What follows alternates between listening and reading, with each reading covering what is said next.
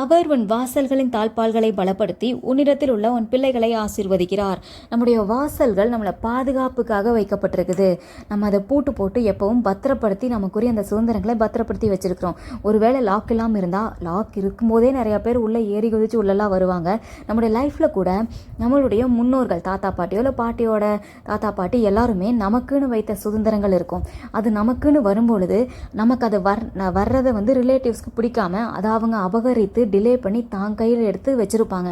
நம்ம கேட்டும் அது அங்கே இல்லவே இல்லை, அந்த கம்மலை நான் பார்க்கவே இல்லை, அந்த பொருள் இங்கே இல்லவே இல்லை, அந்த பத்திரம் இங்கே இல்லவே இல்லை, அது உங்கள் பேர்லேயே இல்லை, அது என் பேரில் தான் இருக்குன்னு சொல்லிட்டு அது உங்கள் கண்ணிலையே கேட்டாமல் அவங்க அதை அபகரிக்க நினைத்து தான் வச்சு கொண்டு இருப்பாங்க.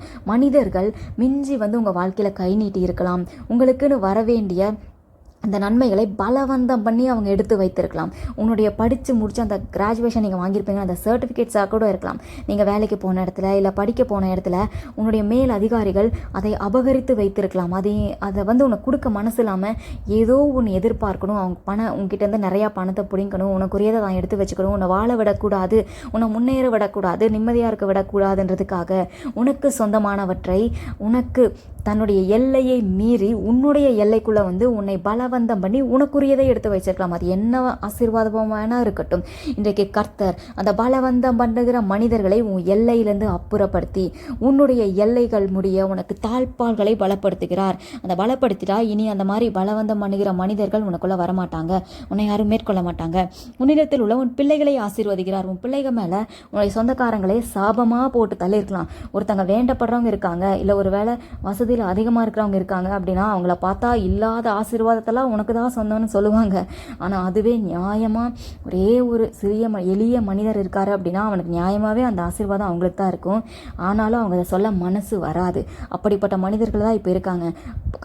இது பத்தாதுன்னு சாபத்தை வேற சொல்லுவாங்க. உனக்குரிய நன்மைகளை அவங்க பிடுங்கி கொண்டு போயிட்டு உன் பிள்ளைங்க மேலே உன் மேலே சாபத்தை சொல்லியிருப்பாங்க. கர்த்தர் அதை பார்க்கிறார். உனக்கு நியாயமாக வர வேண்டிய நன்மைகள் உனக்கு சேரும். உன் பிள்ளைகளை குறித்து நீங்கள் கவலைப்பட வேண்டாம். அது கர்த்தருடைய பிள்ளைகள்.